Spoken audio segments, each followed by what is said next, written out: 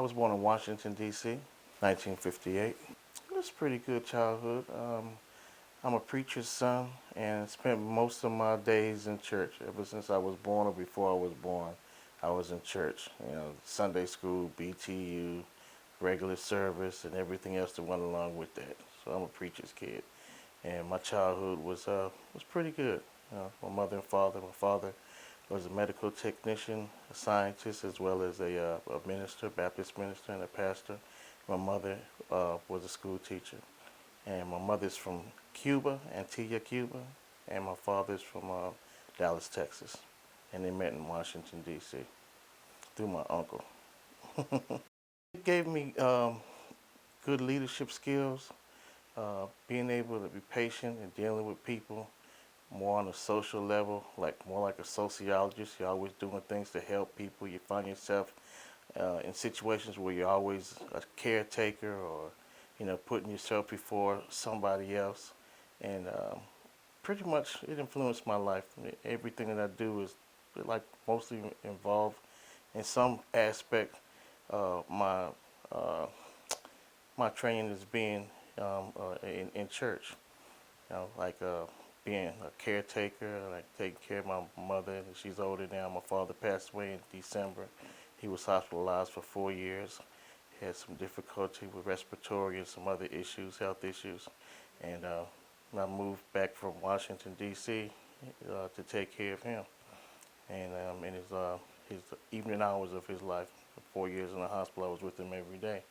So that I was able to give back what he gave me all the years that I was living, being in college and all of that. And what the things that he did for me, I was able to give back to him. So I have no regrets on that whatsoever. So that was part of the church. That was part of my ministry. And I look at things in terms of being, a ministry. DC growing up was, if you remember watching the movie The Butler, that was my Washington, D.C. Everything that you saw in the movie The Butler, I can relate to. Um, People that worked for the federal government, worked in the post office, or worked at the White House, or worked in various institutions of the government. That was my Washington, D.C. Uh, the riots in 1968, I remember the riots in 1968. I still remember smelling what the tear gas smelled like. And I remember I was 10 years old, and my father had bought a brand new 1968 Impala 4 days before Martin Luther King was assassinated. And my mother had to go to the hospital to a doctor's appointment or something. And the night before Dr. King was assassinated, he said, "Daddy, what's going to happen if Dr. King dies?" He said, "You're going to see the biggest riot you'll ever see in your life." And we woke up the next morning. We lived in Maryland, right outside of Washington, D.C., right outside the district line. And it was just clamor like you wouldn't believe. You could hear, the fire engines going up and down the street. There was a 7-Eleven that was around the corner and up the street from my house. Someone broke the front plate glass and they crashed it, and they looted there. And then we remember going to pick up my mother at the doctor's appointment. And my father, he said, "Where'd she go?" I told her where she went. So he came home from work early and he had to backtrack because my mother didn't drive at the time. She rode the bus. He had to backtrack her steps to find out where she was. We happened to find her on 7th Street at a bus stop, and we got her in the car and we went on. And it was terrible. The riots and the looting and all that was going on. And then the aftermath, like going in Washington, D.C., down on Martin Luther King Avenue, which was Nicholas Avenue at the time. And they were robbing and looting and stealing. It was something. And one thing that they didn't do in the movie, and this is something that I remember. I remember people, if they had a car, if you were black, you had to have a poster written on your car, put it in the window, put it somewhere where people could see it. Soul Brother. And they didn't mess with your car, they didn't bother you. The people didn't bother you. But anybody else, if they were white or what have you, they were lighting them up. But you had your protection, if you had your headlights on and you had Soul Brother, a poster or a piece of paper or something, they knew it was you. Was like, okay, you okay? You got a free pass. But otherwise, I remember that in Washington D.C. I have fond memories of growing up in Washington D.C. Even right now, if I go back, I remember like after church on Sundays, we would go to the museums, we would go to the parks and things like that. And I still go to the museums when I come back home. You know, I go to the Smithsonian Institute, I go to the Herschel Art Gallery, I go to places like that. And if I take somebody with me, they do the same thing because they have the best museums that are free. Chicago, Philadelphia, other places you have to pay. But in Washington, D.C., go to these museums, they're free. Like the News Museum, I think you have to pay for. That's a new museum. They have a spy museum, which I haven't been to yet. You have to pay for. But the other ones, the old standard museums, nah. The Air Museum, all of that is free. And I enjoyed it. You know, I still like Washington, D.C. That's one of my favorite places. It's a lot different than being in Austin, Texas. Um, but being in Austin, Texas, and being in Washington, D.C., I also lived in Atlanta, Georgia. They're three capital cities. So the politics are pretty much the same, and the pace is almost the same because people are dealing with bureaucracy and politics, and the three capitals, capital cities, and they're pretty similar, but the difference is like the makeup of the people. I wanted to be a doctor. I wanted to be a doctor. My father was a medical technician. He worked at the National Institute of Health in Bethesda, Maryland, and he studied and he uh, did research in endocrinology, cancer research. He wrote a lot of abstracts and journals. He did a lot of research on rhesus monkeys and uh, hamsters and things like that. Did a lot of blood cultures and also, wrote abstracts and journals on cancer research. And some of them were published. And he would go to various hospitals, picking up samples and going back and forth around the country, And I always remember him wearing a white smock coat, going to work all sharp in the morning, and come home late in the evening because he had long hours. But it was something that I was proud of him being in the medical field. Just I'll take a crack at it. I don't want to be a doctor. And I went to college. I went to Bowie State University, and that was a teachers' college. It's one of the black colleges, oldest black colleges in the country. I think it was erected in like 1863 or something like that. Um, I liked, I got, I got hooked up with the teacher. There was a professor, a history professor, James Jackson, and he was from California. He was teaching at Hayward, University of California, Hayward, and UCLA, and came up Washington D.C. and he started teaching at Bowie State. Reminded me of a 1964 beatnik, the tam, the square glasses, the shiny suits and all. And he was a real cool teacher. He taught us all about history and how history related from yesterday with the Moors to today to our current, the situations that's going on in society. And I got, I really enjoyed studying under him, but he let me see other lights, like in business, and I would do a lot of business plans. He taught me how to write business plans. He had me go to the what do you call it, the county seat and do research on plots and maps and things of that nature to look up the history of a piece of property we may want to buy, or we might want to renovate and turn into restaurants and things like that. We had a project that we were working on was before Starbucks. It was like a coffee house. We had like a bookstore and pastries and things like that. It was like an urban hang. We're going to call it scallywags and pug uglies. It's part of the history. And we were going to do a restaurant and a coffee shop out of that in a bookstore. And we did a lot of research on that. And that's where I got bitten by the business bug, wanted to become a businessman after that. And we wound up, moving to Austin. I wound up moving to Austin. I went on and got acquainted with Marcus Walls and Homer Hill. and they started an ongoing business called Catfish Station. I got involved with them with Catfish Station, and we kept moving from there. We opened up a Catfish Station, and we had one in Atlanta. I was responsible for the one in Atlanta, and we had the one going on here. And we did a lot of entertainment. We did a lot of original recipes, catfish, red beans and rice, gumbo, the New Orleans style cuisine, the whole 9 yards. And we got a lot of popularity from the people, and like all parts of the country and out of the country. People would come to us, so it became like a destination spot instead of being like just a regular old mom and pop restaurant. We had people coming in from the Caribbean and London and places like that. And it was like an international place because people were coming in from all over. They heard about us, and we did business with entertainers, and entertainers would talk about us. So when people came to town, they came to Catfish Station in Austin. And when they were in Atlanta, they went to Catfish Station in Atlanta. And sometimes the customers that had such a good time in Austin that were from here, they would go to Atlanta on their vacation, and they would come and they would see us and hang out with us for a few days while they were there. And they got the same experience, the same kind of treatment. So it was fun. And during that period, I was also working as a catastrophe adjuster for Crawford and Company.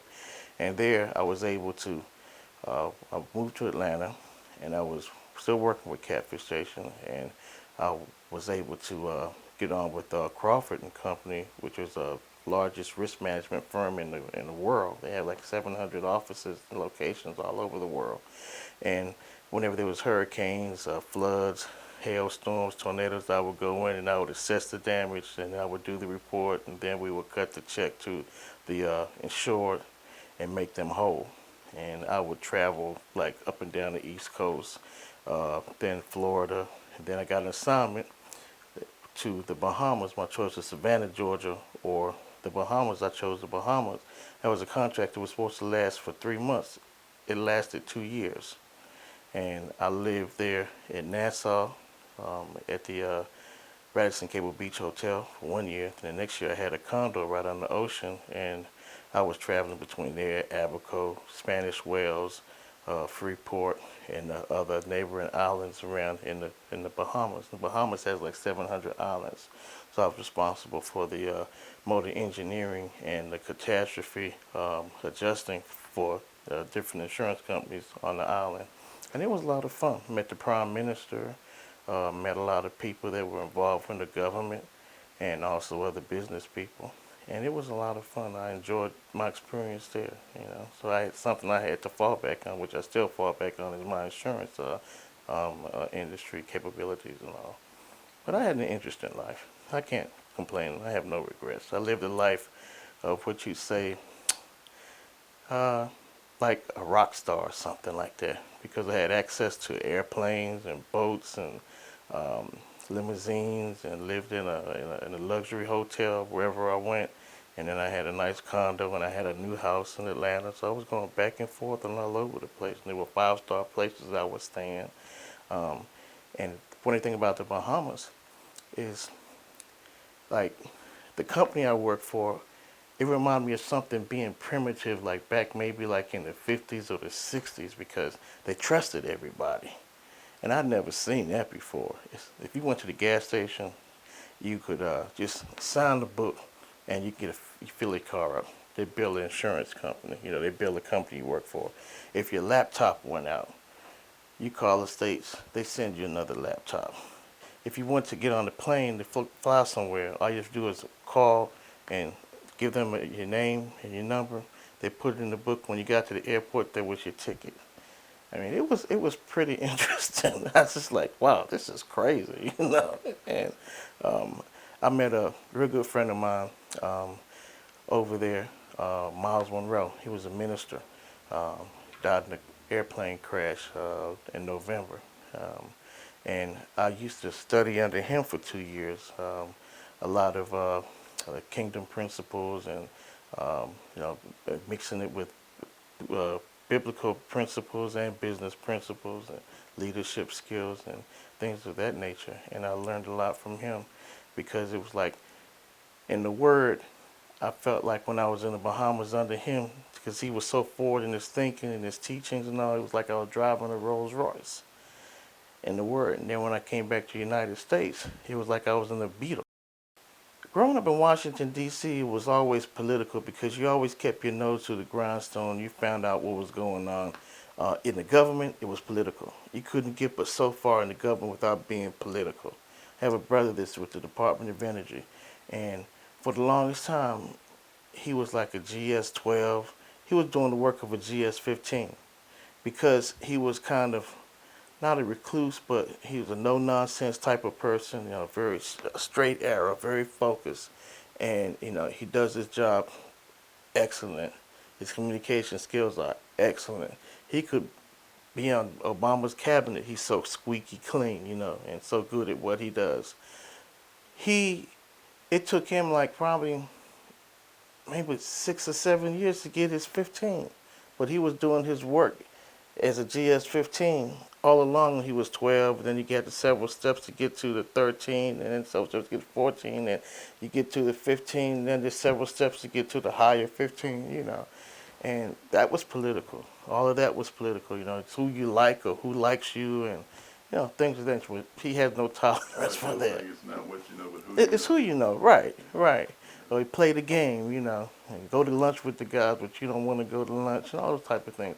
I remember Marion Barry, Marion Barry, he ran Washington, D.C. Before him it was Walter Washington, but he was a different type of mayor opposed to Marion Barry. And Marion Barry, he started a Black Pride, which is a company that he started. That it was an initiative to help young people get off the streets and have young people employed during the summer, and carry on. And when they get out of school, after school, they still were working. Black Pride was, it was a gas station called Black Pride. It reminded me of BP, the same colors as BP, British Petroleum.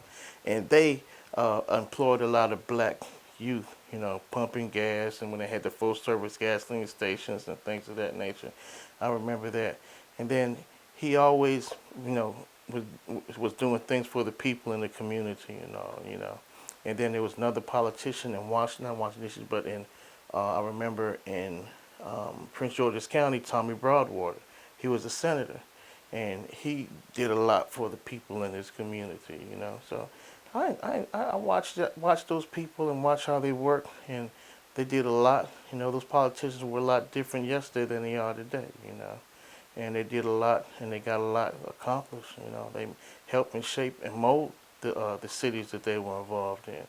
I remember Martin Luther King, when he was living, the things that he did, early on in his life, and then toward the end, and then the people that picked up the torch and carried it, like Ralph Abernathy and Andrew Young, and people like that. It was something to watch. So growing up in Washington, D.C., it's either political, it's what L.A. is to entertainment or to the film industry, or what Atlanta is to music. Washington, D.C., it's all about the politics. I was in Austin. Austin's always been a second home because uh, I came to Austin when I was 6 months old, if you don't understand, because we have a couple of houses here in Austin, and we always would go back and forth. My father was raised in Dallas, but he had an aunt and uncle that lived in Austin, and they would pick him up in the summers and bring him to Austin. They didn't have any kids, so they kind of raised him like if he was their kids, even though he had his parents and all. They used to take care of him, and everything they had, they put in him. They made him the person that he is, that he was today. He is today, what have you. Austin has always been like a second home. Like I remember coming here when I was a little kid. Well, my aunt, she would send for us, and we would, do things for her, like cut the grass and, take care of the house and all. They built the house back like in 1945, and it was too good for black people to live in back then. It took them 5 years to settle with the contractor before they could move into the house. And then they built this house from the ground up on San Bernard Street. My uncle, S.C. Marshall, Sam Marshall, he was the grand master of the lodge, St. Joseph Lodge. He built that lodge back like in the 30s or 40s or whatever. And that lodge is still erected today right there on 11th Street. And he was the founder of that lodge. He trained M.J. Anderson. You know, M.J. Anderson was one of his, I guess you could say, his disciples or what have you. And he worked under him for several years. You know, and that's where he got his training from. And my uncle was like the old guard, old money, because he was one of the older guys back then. Like when he died, I think it was like in his 90s, and he died in 1963. So it was before all of the people that were young people like Mrs. Means and Mr. Means and Mr. Anderson and Mrs. Anderson. You know, that's I would call that like they're not the new guard right now, but they were the new guard like back like in the 60s and 70s or whatever. But he was that uh, counterpart to them like back in the 40s and the 50s. You know. And he did a lot with the lodge, and he was also a principal of a school, I believe it was in Georgetown, and he also taught, you know, in college as well. Uh, and my aunt, she was a economics teacher, home economics teacher. And I have another aunt that lived across the street from her. Her name was Viola Grant. She was across the street from King Twit's funeral home, and she was a teacher also. And they lived across the street from each other. They kind of remind me of the Snoop sisters. And if one like Aunt T, which was Lucy Marshall, married to Sam Marshall. Whatever Lucy Marshall had in her house, and the way she had her house decorated, Viola Grant across the street had the same thing. If I took you those two houses today, the bathrooms are the same, the pink tile with the Oriental wallpaper, whatever. Both of them are the same. The kitchens are identical. You know, the furnishings are pretty much the same. So it reminded me of that era, like back in I Love Lucy. You know. I came here to take care of them, and that's when I moved down in 1982. I saw all the changes going on. Austin today is not what Austin was like back in the 50s, 60s, 70s, 80s. I was there through all of that, and it's not the same. I really fell in love with Austin like back probably about 1976 or so. If I told you back then I would be living here, I'd say no, that's not going to happen, you know, because you go from an urban center like Washington D.C., you know, you're not going to want to come to an area that's slow, and you know the demographics are a lot different. But I went there, and my father used to take us to all the relatives, all the cousins, up and down 10th Street, 13th Street, you know, up off of Greenwood, different places, and all I knew was East Austin, all my relatives, you know.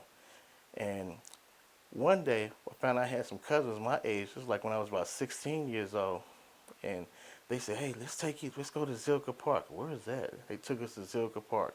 They rode us up into Mount Bonnell, up in the hills. And I said, "Oh, I like this. It was different. I saw a different side of Austin." That's when I really started liking it.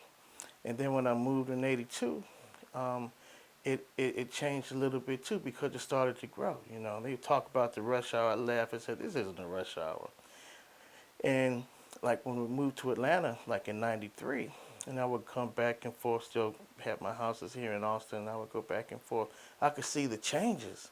And I could see the traffic start changing like in the 90s or what have you. You know, it was no longer the sleepy town down south, and they're erecting big buildings and all. And then the people started coming from all over the world. Like when I was living in Washington, D.C., I could read articles every week. Austin, number one place to raise a family. Austin, number one place to start a business. Austin. Everything was Austin. It was always top one, top five, top 10, you know. And then when I came back, like in 2006 or so, my father started declining in his health, and I started to see a different Austin, Austin that was multicultural, an Austin that had a lot of things going on, like festivals and things in music. And I said, oh, okay, but we were involved in the music when we had a restaurant and a nightclub, or whatever. But I saw it was different, and then people started talking about it. If you say, like back in the day, a few years ago, if you said you're from Atlanta, people, oh, okay, they smile. If you say you lived in the Bahamas, oh, what brings you back? Or if you said, oh, I live in Washington D.C. Oh, now when you say, oh, I live in Austin, people they have a million questions for you. Now I heard about Austin. I like Austin. What's it like? But that's what I like it here, and I'm here. There are a lot of things I could see. I see that could be improved upon. But other than that, it's a good place to live. But it's like a good place to raise a family, good place to start a business. Um, the people here are friendly.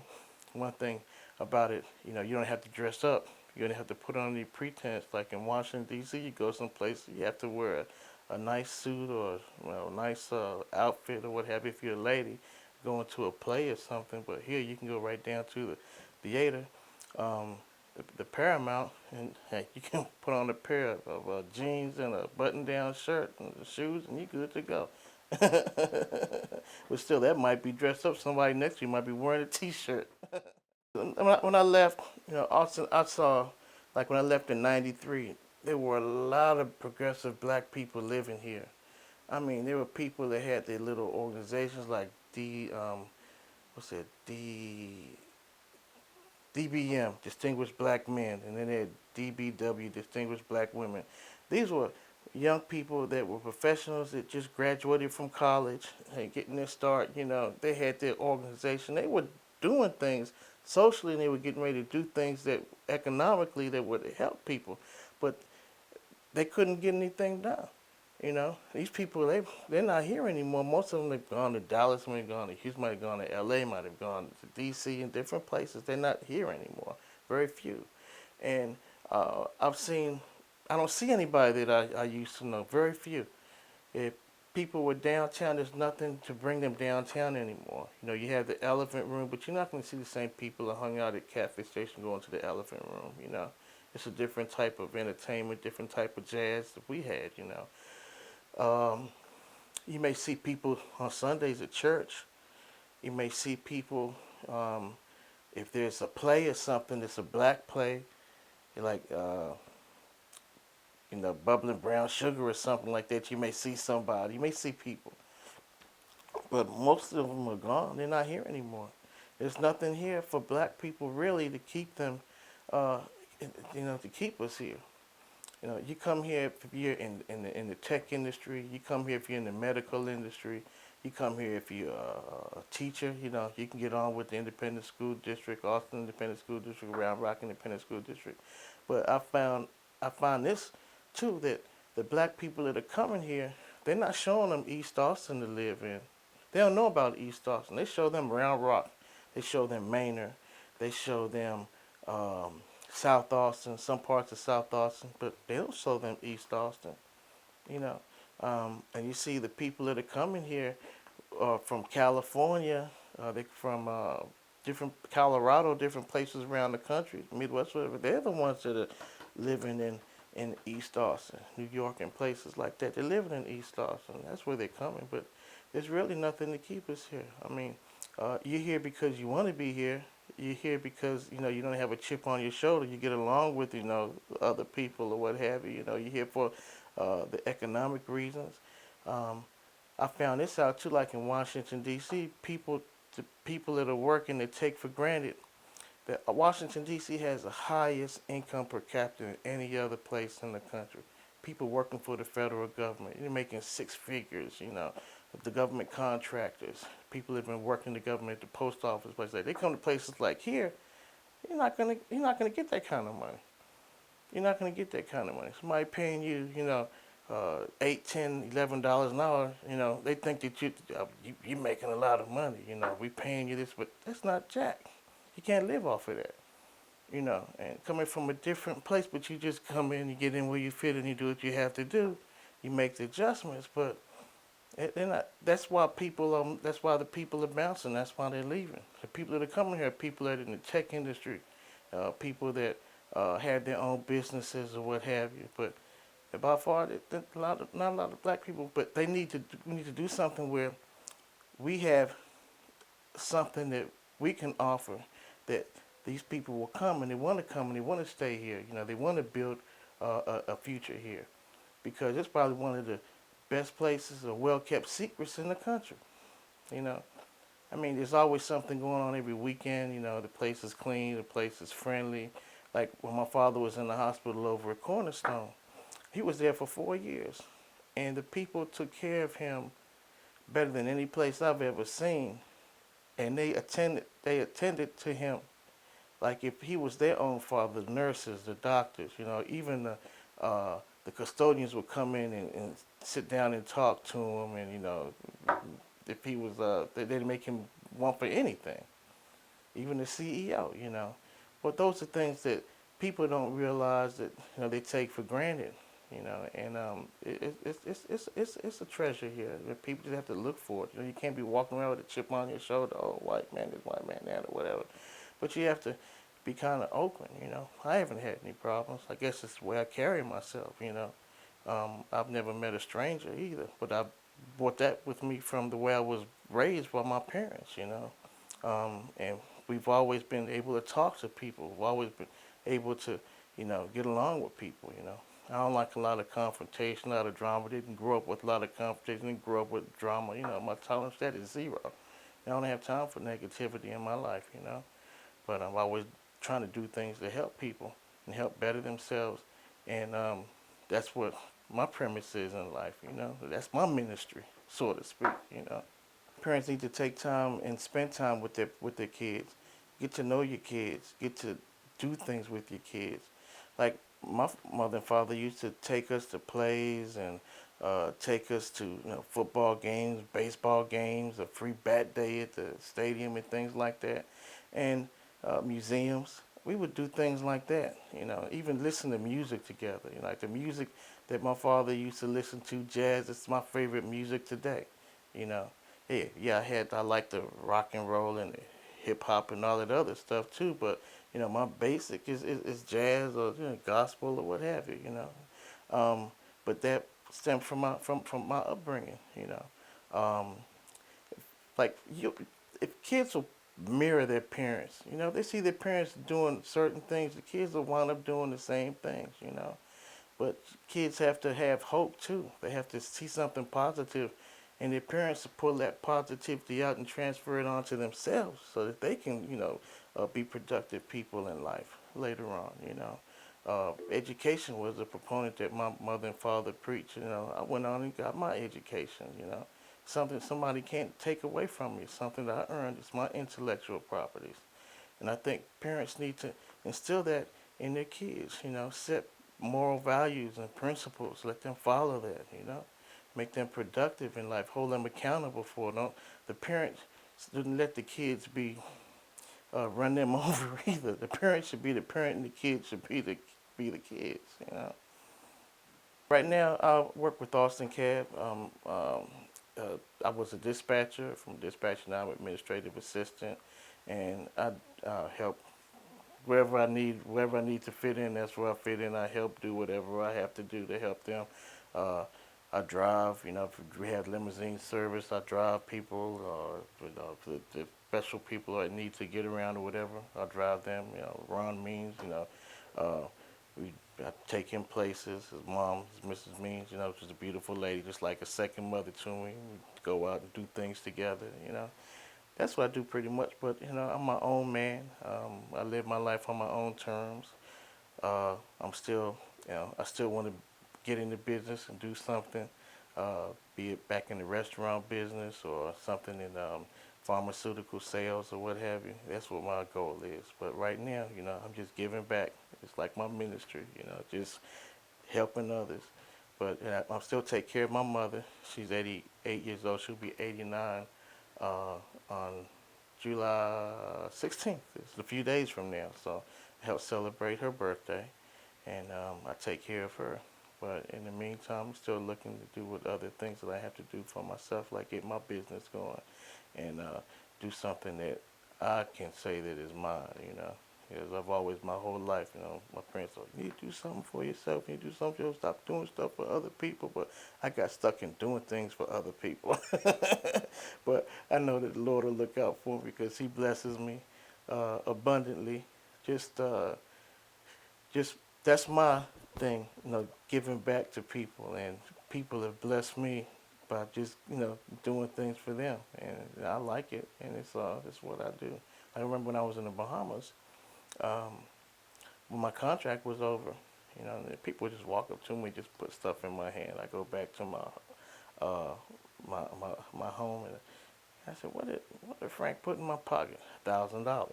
You know, it happened several times, but that's because of the type of person I am, always helping people and doing things and go beyond the call of duty. People giving me cars and houses and things like that. That's God. Because I have my heart in the right place and my mind is in the right place and my feet are planted firmly on the ground. I don't go back and forth. If I say I'm gonna do something for somebody, I do it. If I can't do it, I'm gonna tell you I can't do it. That's my life.